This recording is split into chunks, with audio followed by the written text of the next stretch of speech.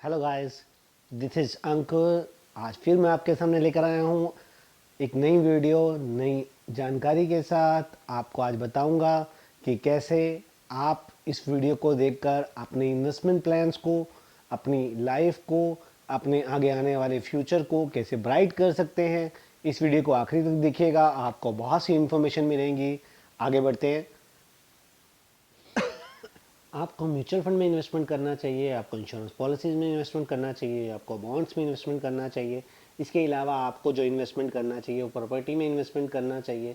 For the long term आपको आप देखोगे कि तो आपको प्रॉपर्टी में, गोल्ड में, म्यूचुअल फंड्स में, तीनों में बहुत अच्छा रिटर्न मिलेगा।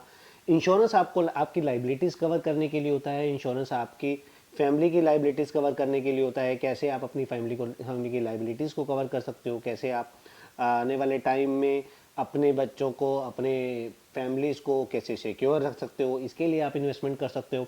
आपको एक बात का बहुत खूब से ध्यान रखना, बहुत खूबी के साथ में ध्यान रखना पड़ेगा कि आपको किसी भी तरह से अपने बच्चों के लिए इंश्योरेंस को इग्नोर नहीं करना है। इंश्योरेंस को लेना है, लेकिन उसका एक अच्छा टाइम होना चाहिए जब आपके पास लाइबिलिटी हो, जब आपके पास डिपेंडेंट हो, तभी वो सब होना चाहिए, अदरवाइज नहीं होना चाहिए। आपको इंश्योरेंस की कॉस्ट कम से कम रखनी चाहिए और आपको ज़्यादा से ज़्यादा इंश्योरेंस करना चाहिए। इसके लिए आप हमसे बात कर सकते हैं, कॉल कर सकते हैं, और नीचे दिए गए नंबर पर हमारा कॉन्टेक्ट नंबर है, आप हमसे कॉल कीजिए। हम आपको बहुत अच्छे से बताएंगे कि आपको कौन सा प्लान लेना चाहिए, कौन सा नहीं लेना चाहिए।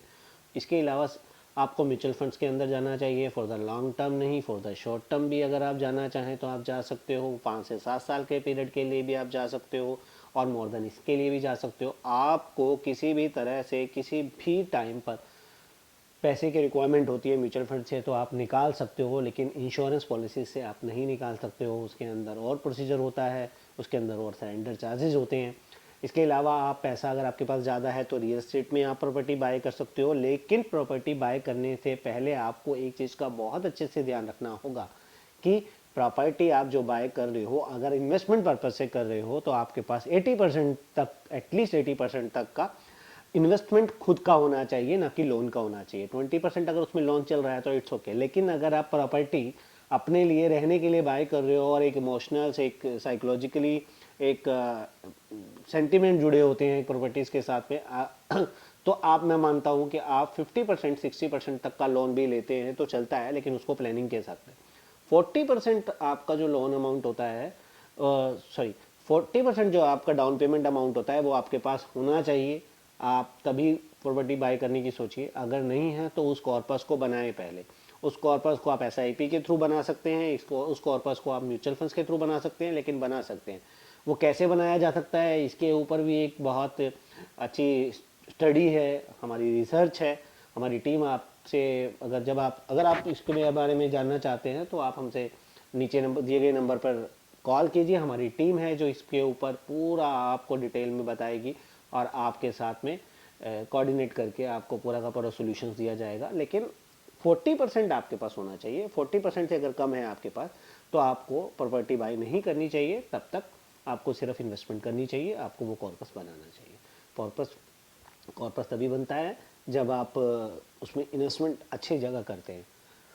गोल्ड के अंदर इन्वेस्टमेंट करना बहुत अच्छी बात है। बहुत लोगों का क्वेश्चन है कि गोल्ड में करना चाहिए, बहुत बिल्कुल करना चाहिए। गोल्ड में भी इन्वेस्टमेंट करना चाहिए। गोल्ड इन्वेस्टमेंट एक सिक्योर इन्वेस्टमेंट माना जाता है फॉर द लॉन्ग टर्म। आप देखोगे उसके अंदर 7 to 8% का रिटर्न्स आते हैं। लास्ट 10 ईयर्स का भी इतना ही आ रहा है। 2011 टू 2021 का अगर हम देखते हैं तो एवरेज रिटर्न 7 to 8% का आ रहा है।